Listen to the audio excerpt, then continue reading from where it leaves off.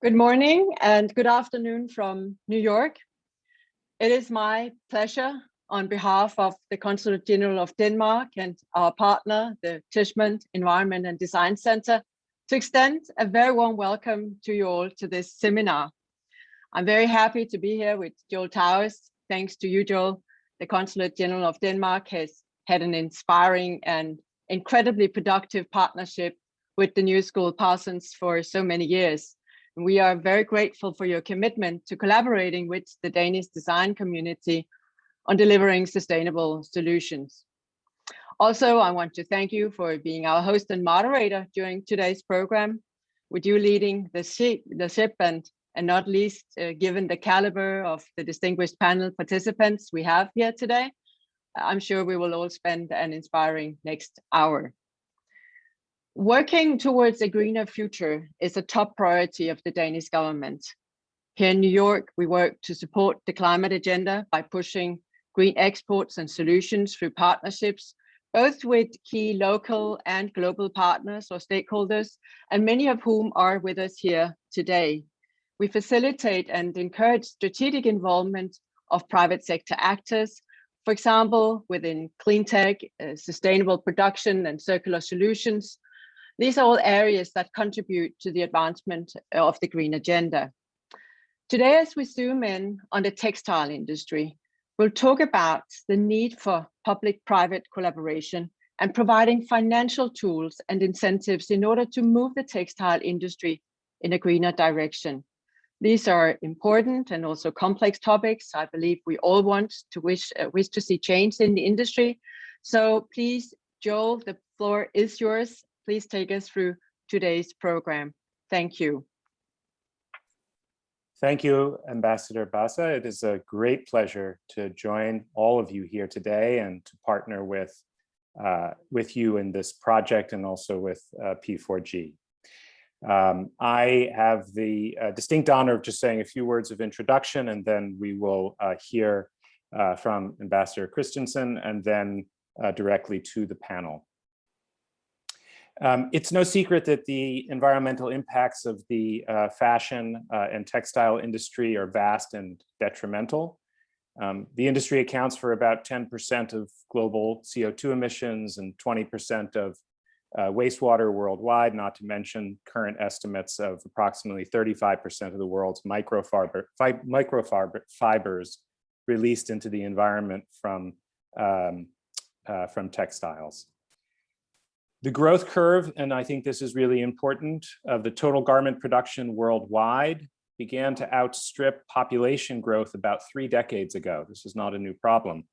But today, through a combination of increasing volume of garment production due to fast fashion and increased consumer consumption, it's imperative that the industry moves towards greener and more sustainable production methods, while at the same time looking into new business models. And that is really what we are here to discuss today with our expert panel.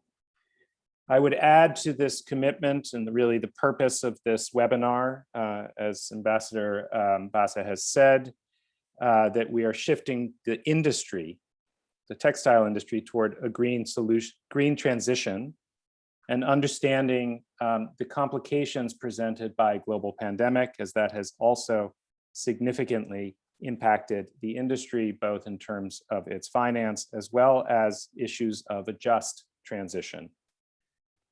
And so today's conversation, I think, is both timely as we begin to, I would say, hopefully see the other side of this pandemic and return to some form of a more normal world. But in doing so, a commitment to build back better, which is really what we are focused on here today. And so it is my great pleasure to hand over for a few comments this virtual podium to Ambassador Christensen, Climate Ambassador of Denmark, a position which I think is unique to Denmark, proving once again evidence of Danish leadership in confronting climate change. So Ambassador Christensen. Thank you very much, Joel, and thank you for inviting me to this event, both to you who are hosting it, the Tishman Environmental and Design Center, and the Consulate General of Denmark in New York. I will abuse my podium, my virtual podium, to just do a little promotion for Denmark. I hope that's okay. And then I'll address the topic of the fashion and textile industry, which is the topic of this webinar. Since the industry is facing major climate and environmental challenges, which apply throughout the value chain from production to consumption and recycling. But just on Denmark, and you can see behind me the windmills from the North Sea. We only account for about 0.1% of global emissions, but the Danish Parliament, where a vast majority in 2019 was voted into office in our last elections on a green ticket, they decided after that election that we should become the most climate action ambitious country, at least in Europe and maybe worldwide. So we set ourselves a target of 70% emission reduction by 2030, with the goal to reach net zero by 2050 at the latest. And after we adopted our climate law in 2020, we've gone to work on tracks to implement it in energy industry, in transport, buildings, waste management, and also working on a green tax reform and on agriculture. And we've identified and put in place policies that will lead about a third of the way to what remains for our reduction, and we're working hard on the remainder. That's within 1 year of adopting the law. So Denmark is really committed to this process, and that means electrifying transport. It means totally decarbonizing power generation, getting rid of coal. It means that we have decided to end oil extraction and oil exploration in the North Sea, in line with the Paris Agreement. And it also means building 2 new energy islands around Denmark. One would be an artificial island in the North Sea, in the water between Denmark and the UK, probably somewhere around where you see in my background, and the other around the island of Bornholm. The one in the North Sea with a potential of a total of 10 gigawatt of offshore wind, which would lead to energy creation for about 10 million households. And according to our estimates, 1 gigawatt of offshore wind creates about between 10 and 15,000 jobs. So 10 gigawatt, that's a lot of jobs, it's a lot of households, it's a lot of green energy.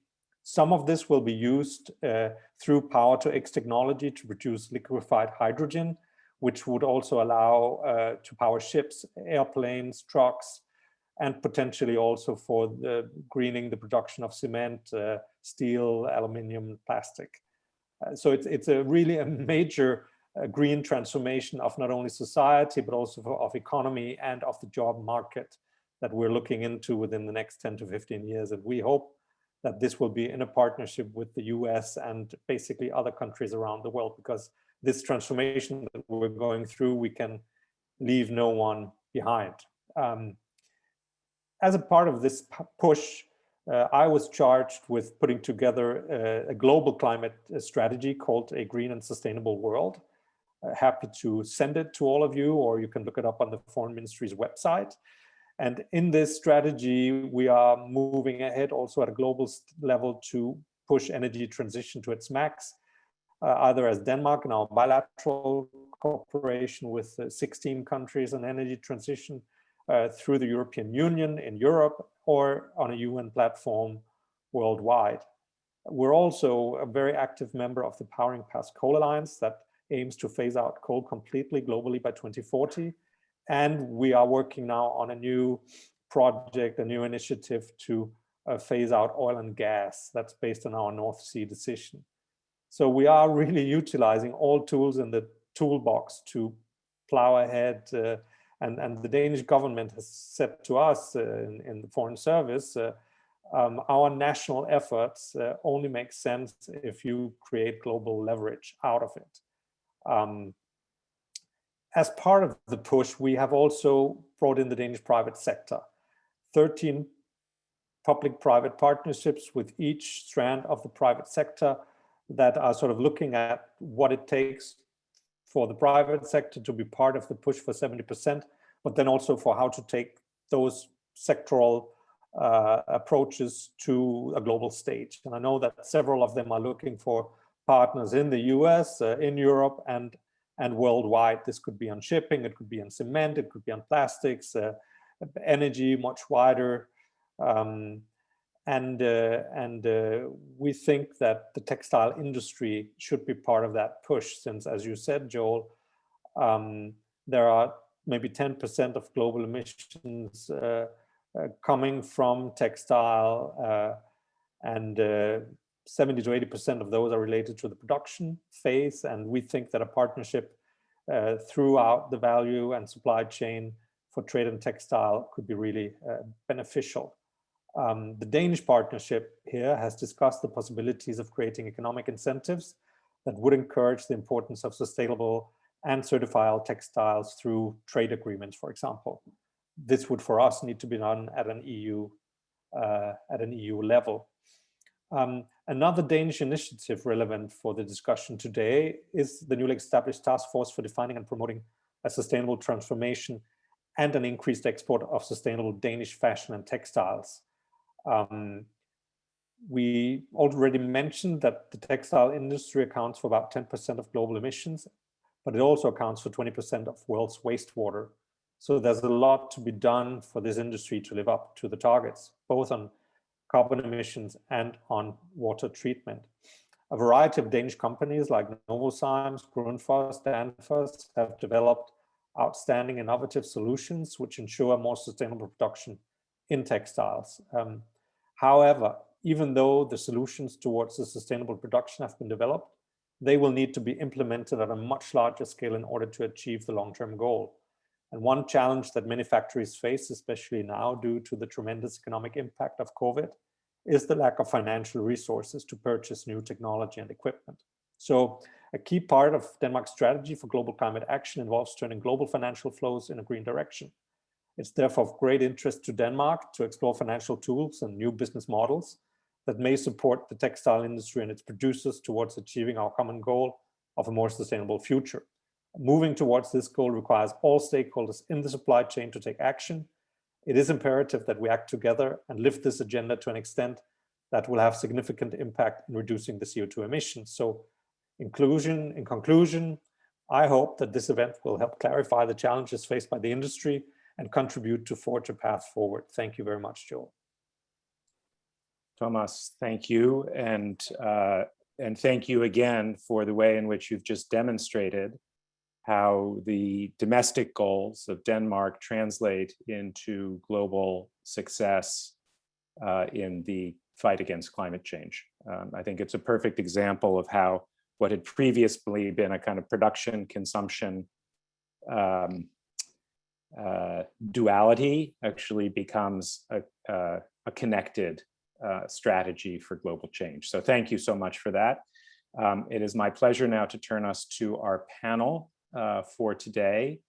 We have four extraordinary guests with us representing the World Bank, P4G, OVS, and Novozymes. And I will introduce each of them very briefly right before they make a short presentation. And the objective is then to engage in conversation both with the audience and with each of them. So without further ado, it's my pleasure to introduce Mr. Tuyen Nguyen, who will speak first. He is the International Finance Corporation's portion of the World Bank Group. He is the Asian regional leader for manufacturing advisory based in Hanoi, Vietnam. He was previously with the IFC's resident representative for Mongolia and the head of office for Ho Chi Minh City. Today, he is joining us from Vietnam. Tuyen?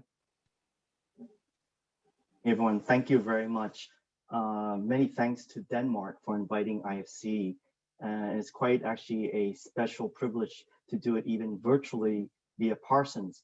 One of my uncles, I think, was the first Vietnamese American refugee who attended Parsons in the mid-'80s. So it's quite an honor.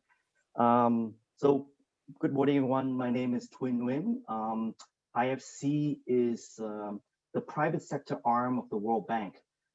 So the World Bank, essentially, the mission is to eradicate extreme poverty and to boost prosperity.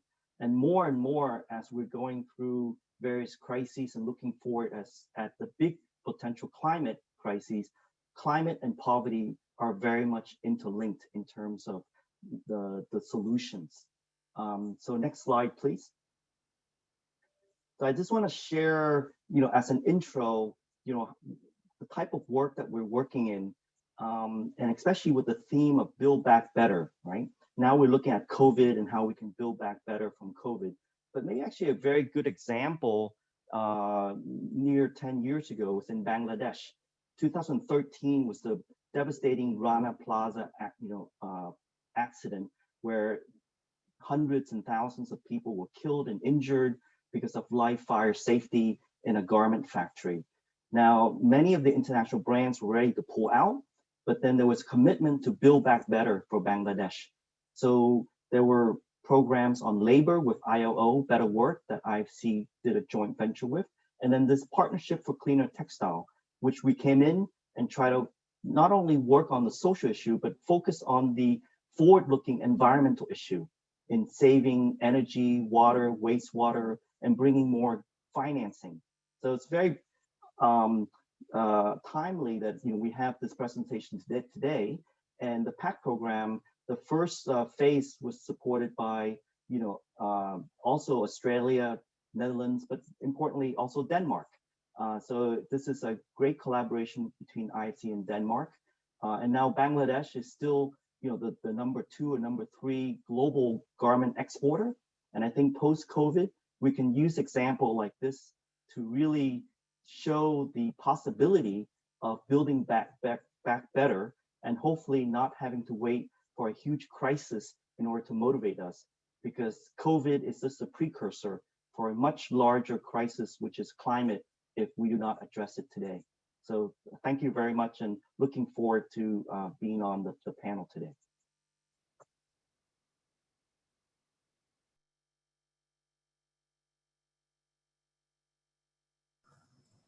So I'm just going to say somebody had to do it. I was still on mute. I've now gotten it out of the way for the whole panel, so that won't happen. It is now my great pleasure to introduce Leila Surratt, Director of Strategy Engagement at P4G. Leila leads Strategy and Engagement for P4G, the Partnership for Green Growth and Global Goals 2030 initiative. She is joining us from Copenhagen, I think, today. Is that where you are today, Leila? I wish I were in Copenhagen. Where are you today? I'm in Washington, D.C. Oh, Washington. Okay. I had a list of cities we were coming from, and I forgot to put Washington on it. So we're live from Washington. Right down the Amtrak rails from you. So thank you so much, Ambassador Basse, Ambassador Christensen, Joel, for this opportunity to share some concrete examples of the work that our program is doing to support and accelerate sustainability in the textile sector. P4G, Partnering for Green Growth and Global Goals, is a global platform where the foundation really is that no one actor can do it alone. So we need the coalition of partner countries, of the private sector, of financiers, and civil society to really move forward. And we support partnerships on the ground in specific countries, helping them to scale, and then seeing how those models can be scaled globally. And IFC is a partner organization for P4G. So it was nice to hear more about the PACT program. And in fact, PACT is part of one of our projects in Bangladesh. I'd like to share with you, let's see, how do I get to the next slide? Okay. I'd like to share with you 2 of the projects that we're supporting in Bangladesh to accelerate sustainability. The first is the Circular Fashion Partnership, and this is being led by the Global Fashion Agenda based in Copenhagen.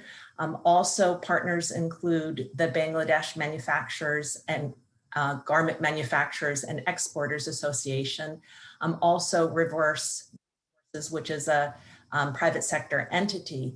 the goal of this partnership in Bangladesh is to promote the collection and sorting of textile scrap waste. So in the production of ready-made garments, up to 50% of fabric scraps are lost. And this partnership is really pushing for the collection, sorting of them, then having them recycled into fibers and ultimately used in new clothing. And in order to make this move forward, you really need this coalition, a global coalition of many different players. So the partnership has mobilized brands. They have over 10 global brands now that have committed to the partnership, have committed to sustainable principles. And in fact, you'll hear from one of the leading brands, OVS, next on the panel about the work that they're doing. You need the brands to then be pushing and working in partnership with their manufacturers and their supply chain to promote the collection and sorting of the textile waste, and then working with recyclers to actually create the fibers. And this partnership is showing how this type of new business model can lead to new green growth in Bangladesh in this case, but you really need the push and the pull of the brands. And in this case, Bangladesh exports much of its textile waste to India. There they have recyclers who then will recycle the fibers, and then Bangladesh manufacturers have to import the fibers and the textiles that have up to 30% recycling fibers in them. But as consumers demand more sustainability, as brands commit to greater sustainability, we see that there's huge growth opportunities in the recycling market. And so why not have that growth occur in Bangladesh? And there's, as you can see on the slide, extensive number of recyclers that are very interested in investing in recycling plants in Bangladesh.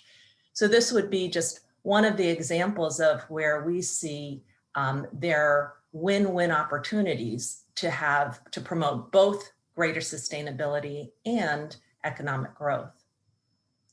The second partnership that I wanted to highlight, which P4G is supporting, is the Sustainable Future for Textile Factories. And PACT, an IFC, is part of this partnership in Bangladesh. And so this partnership really is focused on how to increase water use efficiency and reduce untreated wastewater in the process of dyeing and printing textiles. And so here again, no one actor can do it alone. So this partnership involves the local water authority, financiers in the PACT program and IFC, brands, manufacturers, and it also is targeting small to medium-sized enterprises. There are over 5,000 small to medium-sized businesses in Bangladesh producing textiles. And so this is a program that is really trying to build the capacity of those small businesses to work in a more sustainable way. So those are just two concrete examples of the type of work that we're supporting, and also the opportunities that we see to move forward with both sustainability as well as development growth. Thank you. Thank you, Leila. And just a reminder, and this is one of the conditions of doing things online. If we were all in an audience, I would just let you know that to hold your questions until after the speakers have had a chance to make their presentations. But we have a question and answer feature in the webinar. Please, if you are in the audience and have thoughts or questions, post them to the Q&A. You'll see that function on the bottom of your screen.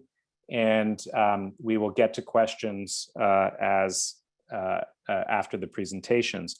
As Leila mentioned, we are now very pleased to be joined by Simone Colombo from OVS.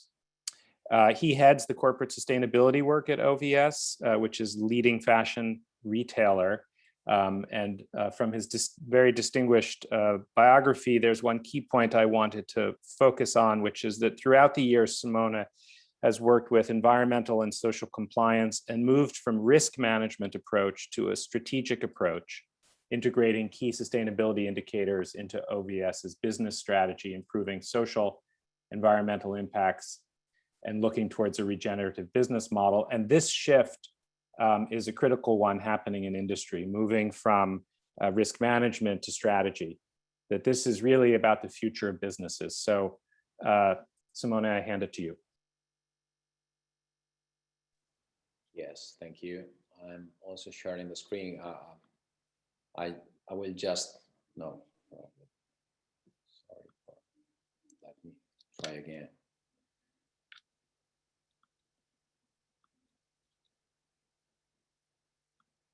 Okay, now you should see my screen.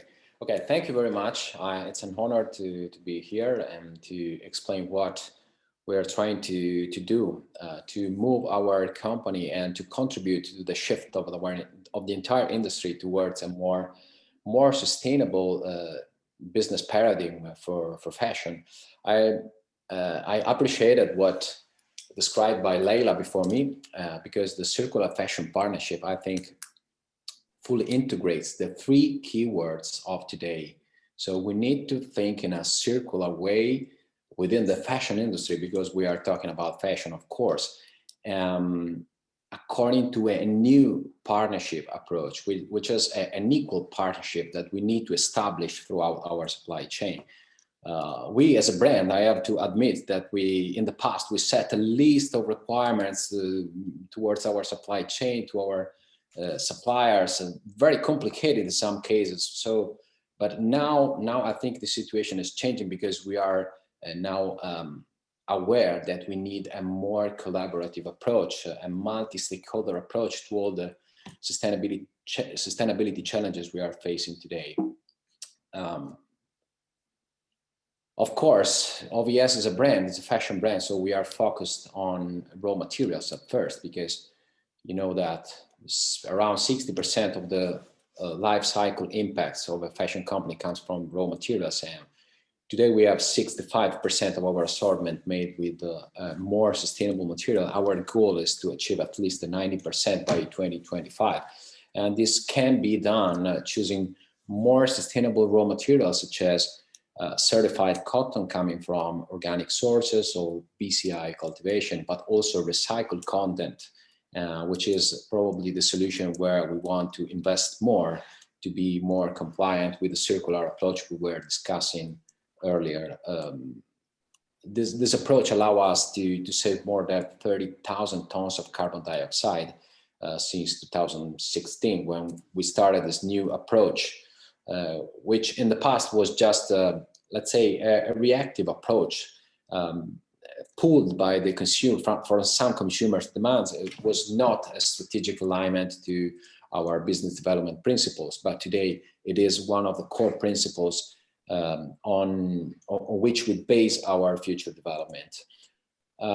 Together with the raw materials, we have to consider the treatments as well, because you already mentioned, and also the climate ambassadors mentioned, that the 20% of the wastewater comes from our industry. And of course, the denim processing is one of the key causes, especially where we manufacture our jeans, which is mainly in Bangladesh in our case. We want to eliminate all the dangerous chemicals and to eliminate all the unnecessary water to treat denim by 2025. So today we have more than 30% of our denim collection made with the waterless process, but we want to shift to 100% by 2025. The third keyword was partnership. And of course, we are also a member of the Sustainable Apparel Coalition since 2017.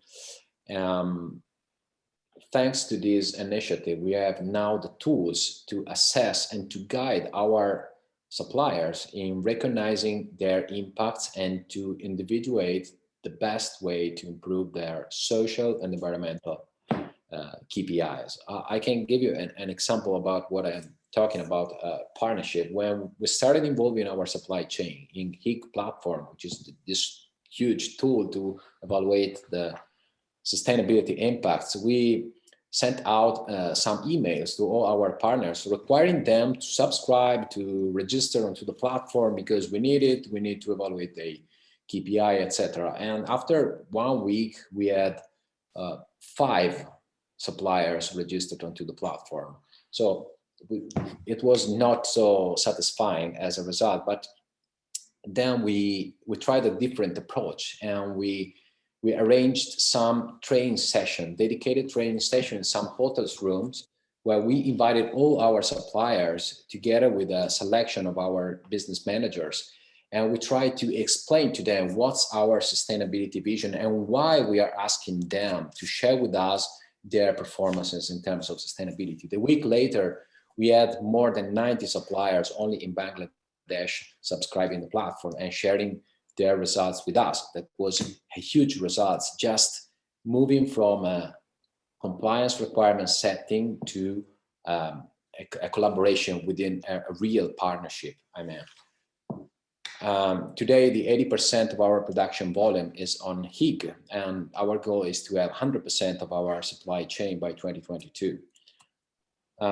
Then we are working on transparency. Of course, we want to be clear with our consumers. We need to engage them. And probably I will anticipate some questions from the audience, which is about what's the role of the brands in terms of circularity, because we don't have the whole manufacturing process, but our role is to engage our consumers, because consumers, yes, they always like the circular products, but they are not fully aware about why a circular product is important and why this should be valued more than the conventional one. So we started explaining to our consumers what's the real impact of each garment they buy, not only the more sustainable one, but all our product preferences are now scored with the circularity score and the carbon emission, the water consumption they have. Then, of course, we have the Circular Fashion Partnership, which is an extremely important asset we have to focus on our main sourcing country. We want to leverage on this real partnership to engage our suppliers in a win-win solution, because it allows us to reduce our environmental impact, avoiding to produce new raw materials, recovering waste. As a collateral effect, we are also fighting against local corruption when we talk about the waste business, because when you work in a partnership like this one, also the suppliers have a new strength to oppose probably to local communities that wants to collect the waste flows, but not with a good intention, let's say, okay, with a good purpose to make them as a new yarn, new materials. I'm done, thank you. Thank you, Simone. That was terrific. And again, just a reminder to post questions in the Q&A. Our final appetizer, if you will, for this conversation before we get into it with each other is Shujaat Alavi, Director of the MEA region for Agriculture and Industrial Biosolutions at Novozymes. It's a fantastic company, which you will hear about in Shujaat's presentation. I find particularly interesting that he starts his journey here through the design perspective, having studied and completed a master's in textile fiber and polymer science from Clemson, and having 20 years in the textile industry, bringing that full circle. So Shujaat, it's your platform. Thanks. So good morning, good afternoon, good evening, wherever you are joining in from. It seems that people are in there from all over the world. Thanks to all. I'm Shujaat. I'm with Novozymes, and since we are short of time, I'll jump straight into it somehow, if it works. Yeah, so I would like to take you through a very brief overview of who we are as Novozymes, our purpose, our strategy, how we are helping the fashion industry, what are we doing in terms of innovation, just a snapshot of that, how do we bring more sustainable solutions, make circular fashion more possible, enabling textile production to be more sustainable throughout the entire value chain. And of course, we want to work together to make the textile industry more sustainable overall. Our purpose, together we find biological answers for better lives in a growing world. If I was to summarize this very shortly, it's basically taking needs and opportunities and tying them up with biological solutions, in simple words. The strategy, Better Business with Biology, is built up on that. So if you take these biological solutions and you then are able to facilitate production, production of more from less, with less heat, less water, less chemical usage. This is how we are helping the technical or textile industries innovate, save resources, and reduce their environmental footprint. We do invest heavily on R&D. I think we are accounting for nearly 2/3 of the entire global investment in enzyme development. And that's approximately equal to 12 to 13% of our total revenue. Our aspiration from a textile industry perspective is to pave the way for sustainable economy, transform how industries create and improve materials, how they consume, how they recycle, how they handle waste, etc. Just to give an example at the bottom here, in just 2019, we were able to help the textile industry save 39 million gigajoules of energy, 83 million cubic meters of water, 2 million tons of chemicals, and 2.8 million tons of CO2. And I think, and I promise we didn't plan this together, but it seems like a common theme that partnership is the way to the future. And that's exactly what Novozymes is looking to do, right? Working together to create a huge impact in the textile industry, working with customers, distributors, business leaders, corporations, think tanks, etc. Too many to name. But we would like to use this opportunity to invite you to reach out to us, Tina Lip, our global marketing manager, or to me, and discuss how we can just do an ideation session or how we can have a dialogue on what we could do together for the textile industry. So using that 3 minutes, I'll just take it very brief, and that's the end of my presentation. I guess we'll have time in the panel discussion to have more dialogue. Yes, we will, and thank you all for your efforts to make concise what is incredibly complex, and that's much appreciated. So I'd like to begin our conversation before we go to questions from the audience with perhaps the obvious question, but maybe complicated a little bit, which is that we are all here remotely because we're still in the middle of a pandemic, or as I said at the beginning, hopefully seeing the beginning of the end of the pandemic. But I would like to ask how COVID-19 has impacted access to finance, and how you are thinking about responses to that. And what I would just add to that question is that something like $40 billion of lost revenue from canceled orders to workers already exists on the deficit side of this pandemic. So it's not just a question of access to finance, but there is a social justice question embedded in how we come out the other end. And so thinking of these questions of workers and of companies and the collaboration between those, I wonder, Tuyen, Leila, others, how you're seeing this challenge.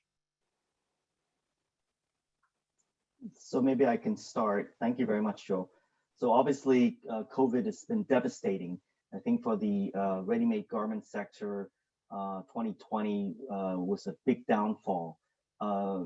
Maybe just to, there are some green shoots we see in our markets, Vietnam, Bangladesh, already in the last couple of months, there's a good rebound.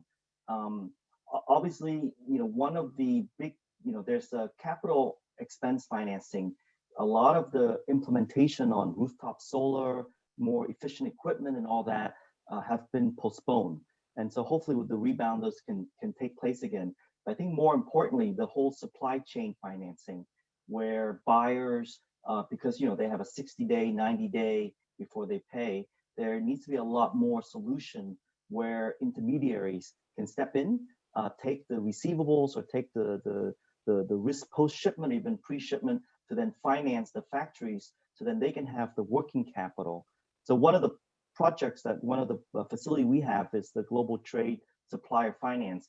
And surprisingly, the uptake, the usage of that has boosted into 2020 because a lot of the brand buyers had to maybe postpone payment terms, lengthen payment terms.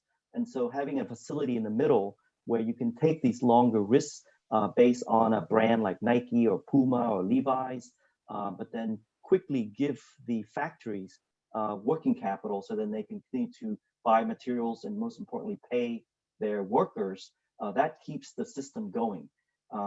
So I think this is quite critical, this role of supplier finance. And maybe the last point I'll make is that the product has always have a sustainability linked pricing.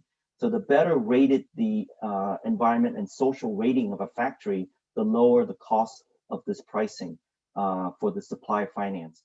So this hopefully can become more of a convention where a lot of financing can be linked to carbon footprint, to improvement in environment and social standards, and then using a good methodology to quantify that. I think this can then bring that partnership between financing and factories and brands closer together with sustainability. Thanks. And just as a follow-up, and then Leila, I'm assuming you're seeing this in part as a result of access to capital due to historically low interest rates. That you're able to find this middle ground. Is that the case, or are you not seeing this as a unique opportunity for capital investment at this time?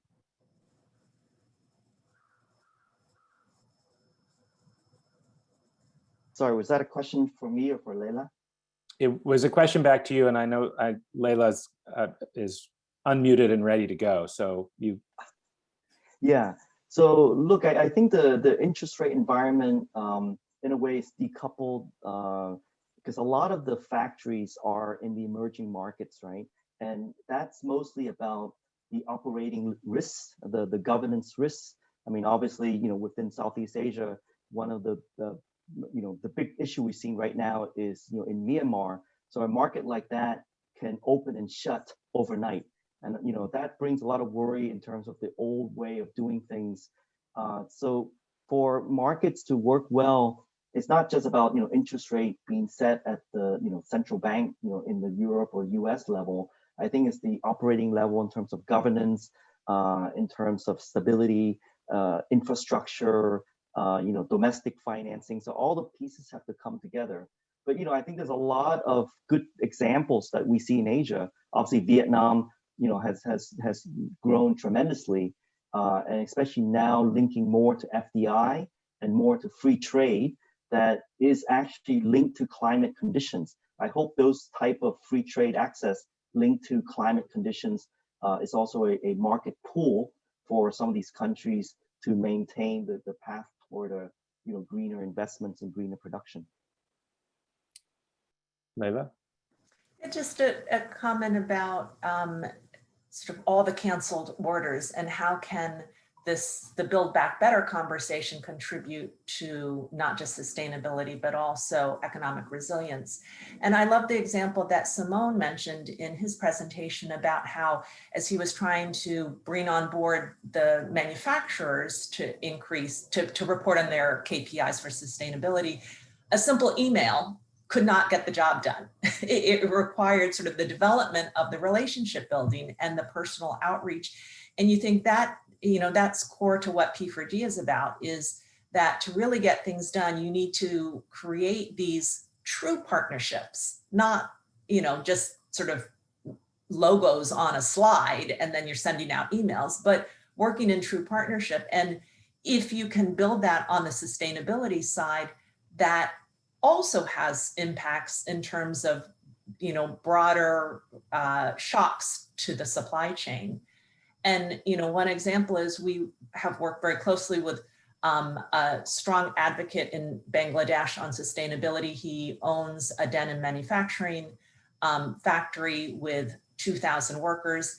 He continued to pay his employees out of his own savings during this time, you know, as he faced all of these canceled orders.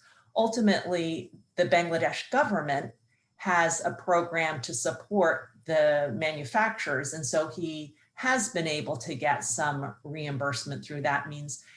But we all know that countries are working together. There's a lot of donor aid programs. There's a lot of foreign assistance programs. And so again, you know, this idea of creating this more resilient ecosystem that handles and focuses not just on environmental sustainability, but ultimately greater economic resilience, you know, it is also a very important outcome of working in partnership.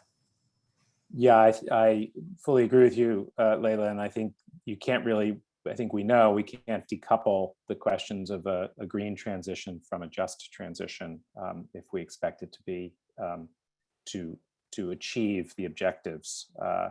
But it's a really good segue to, Simone. It's something that you mentioned around partnerships, true partnerships, as you called them. And, you know, we can say that the fashion industry is historically competitive, to say the least. And yet partnership emerges at this moment in lots of ways as critical to the future of the industry. And I also, you talked about a move from compliance to consumer, which I really thought is a beautiful kind of partnership as well. And I wonder if you could perhaps in this moment speak a little bit more about that circular relationship of partnership in addition to the ones that have been mentioned already that are kind of industry-wide. Yes, of course. You know,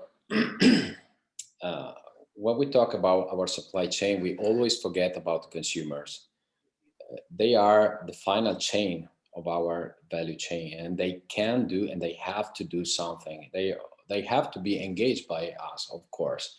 So I think that we have a big responsibilities in one way to pull a reaction from our supply chain to yes, to be more proactive in researching new technologies, new materials, etc. On the other hand, we need to work with our consumers in order to make them aware that fashion can be manufactured from another garment. Okay, so a garment can come from another garment. This is quite easy when we talk about glass bottles, probably, or aluminum cans or whatever, not for a t-shirt today, not for a pair of trousers. If we look, at least if we look to the mass market of users of fashion, they are not habits to this type of concept of fashion. You know, we ran some focus group in the last fall winter when we, no, two winters ago, when we launched our first collection of recycled polyester polar fleece. The result was not good at all because all our consumers responded to our questions saying, I don't want to wear garbage. Okay. But the problem is the perception of the consumer, because if you don't wear garbage, you are wearing a barrel of oil. So which one is cleaner? Probably, if you think about a transparent plastic bottle, you can feel immediately that is the better product, cleaner, with a more technology approach behind the product itself, instead of an old-fashioned, old-style manufacturing process based on fossil fuels. So we need to work more consumers. They need to be aware, and we are also trying to engage them in collecting used garments in order to allow for a proper recycle. Today we are lacking of scalable technology for fully recycle the post-consumer recycled waste, post-consumer waste. of course, at least when we talk about garments. But technology is always accelerating day by day. So I'm confident that we'll find a viable solution in the next months, not in the next years. We need to be ready. So we need to have a model which is ready to collect from our consumers and to address all these garments flows to the proper recycling system, and to think about our collection with a big anticipation, because we know what we can collect, so we can anticipate the future trends in terms of materials, in terms of colors, in terms of new product concepts. So I think you may have hit the quote of the day.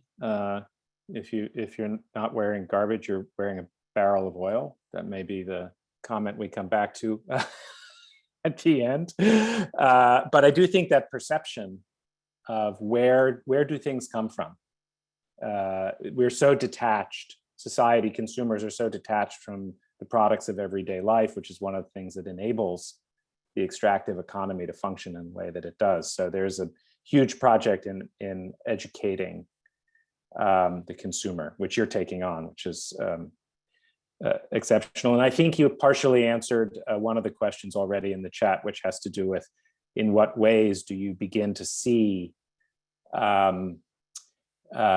interrupting the supply chain to introduce the return of garments or textiles and their reuse. And I think you were alluding to that already. So unless you have something specific to say about that, I have a question for Shujaat.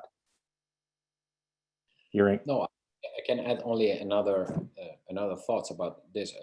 Of course, we can do something from ourselves instead of waiting for a consumer reaction. So we can simplify our textile compositions. So we need to have a more creative approach in order to make today garments which are consistent to the current recycling technology. It's not easy because what we make is an emotional good. So it's not made on the basis of a need anymore, unfortunately, or at least not only for a need, but for an emotion. So you want to find the right feel, the right style in a garment. So you need to satisfy that need from the consumer. Not always you can do it being consistent to the end of life possibilities you have today. But we need to start working with the end in mind. So trying to find the right solution in terms of styles and feeling, but remaining consistent to what we can do at the end of life of the garment, keeping composition simple, less accessories, or at least a garment made for disassembly where possible. Of course, it's not always possible, but let's try step by step. You can't win a chess match with one single move. You need to create a strategy, and you need a lot of moves to do the chessmate. So I'm going to pick up on design for disassembly and bring that over to Shujaat and ask you to speak for all of science and all of technology in a very short period of time. But yeah, no burden. But it also gets at one of the questions that I'm trying to start to weave in from the Q&A, which is sort of challenging the notion of circularity through a kind of recognition that the second law of thermodynamics still exists. we talk about circularity, but the truth is that what we make will always have these impacts and entropy impacts in particular. Go ahead. Yeah, that's absolutely true. And while, of course, if you look at circularity from a Novozymes perspective, and we say, for us, 3 pillars ring true, and one of them is the possibility to use enzymes or biological solutions to reprocess pre-owned garments to make them probably more purposeful or useful again for some other purpose. But the other important pillar that holds true for us is what probably Simone was also referring to, right? So reduction by design. And we look at working together with partners and producing a product that that uses much less. For example, we had a concept called geo towel, right? So we took raw towels and we processed them completely without any harsh chemicals or any synthetic chemicals, even without dyes, and made them ready to be used by a consumer. And those are the kind of solutions that are allowing us to, reduce significantly the amount of impact during the process. So of course, there's one part is at the end of it where you can recycle and reuse, but during process, how could you reduce? I heard Leila in her talk mention about the things in Bangladesh around wastewater treatment, for example. And here we could refer back to the fact that if you change your process slightly or modify it, you could actually reduce the BOD and the COD load on the wastewater. Instead of having to do a heavy treatment, you could change in the process, right? And that's the second pillar. Of course, there's a third pillar from a circularity, which is around sustainable processing overall, using less water, less electricity, less steam. But also, when you use biological solutions, you could create a much more safer working environment for the people in the mills and the factories as well. So these three important pillars from our perspective. Leila, did you want to pick up on that?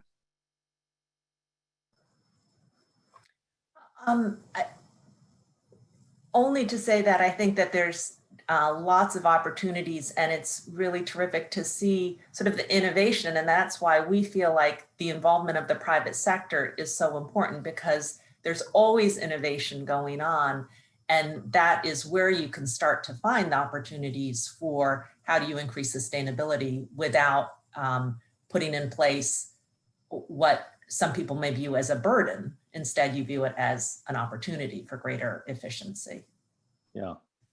I mean, I'm following the questions in the chat and or in the Q&A, and I know we're coming close to the end of our time here, but what's interesting, our audience is starting to heat up on all of this and recognizing it's a little bit of a self-selection of who comes to an event, right?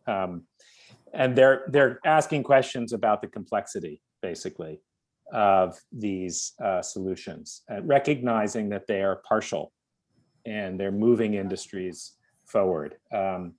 And so I wonder if in just this last minute or so, if there are any final comments from the four of you, just about that process of saying, we know we're not coming up with perfect solutions, but how do we not have the perfect be the enemy of the good in this initiative, particularly in the finance space?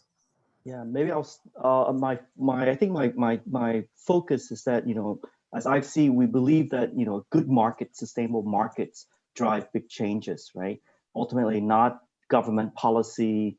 And so in this space, I really strongly believe this, one of the biggest drivers is on the demand side.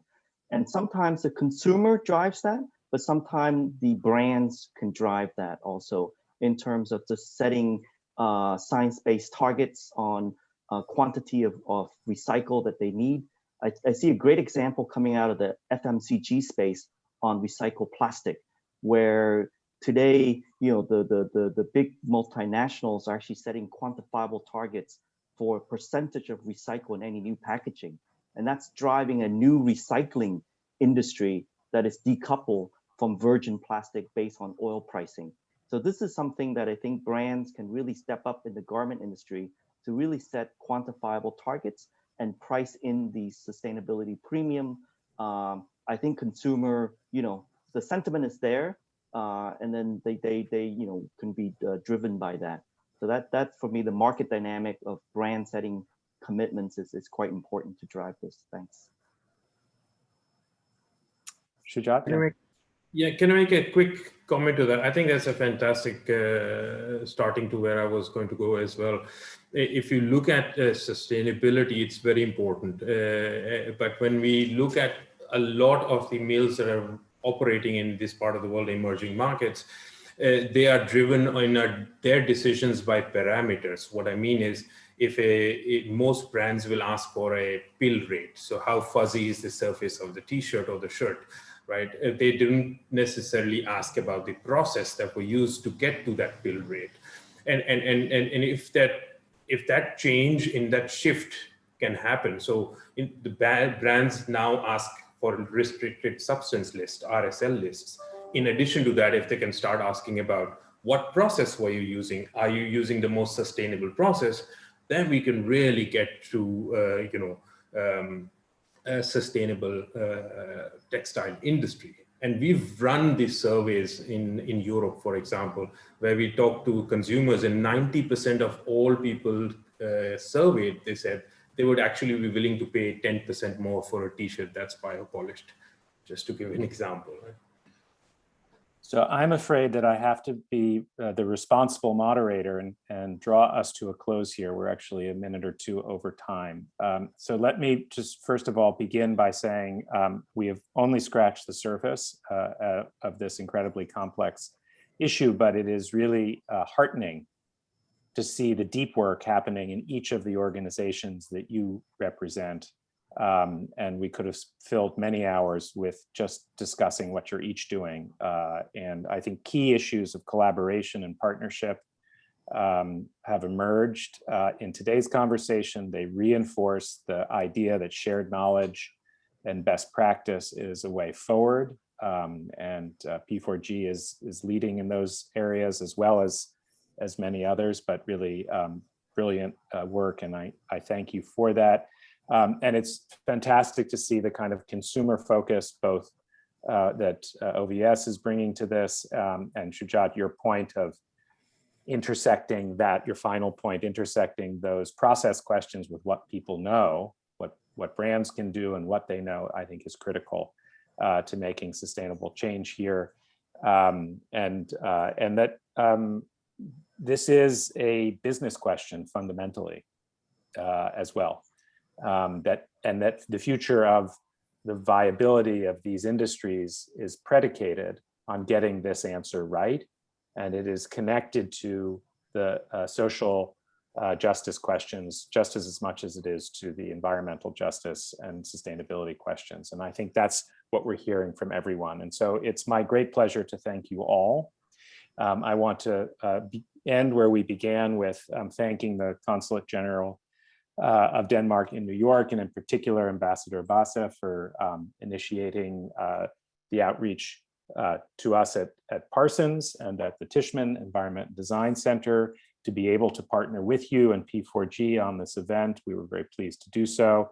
I believe that Ambassador Christensen had to depart for yet another meeting. I think being the climate ambassador probably means moving from constant meeting to constant meeting. And so we thank him as well for joining us. And we wish everyone a healthy and safe day. Thank you very much for being here today. Great. Thank you very much. Thank you. Joe. Thank you all. Bye.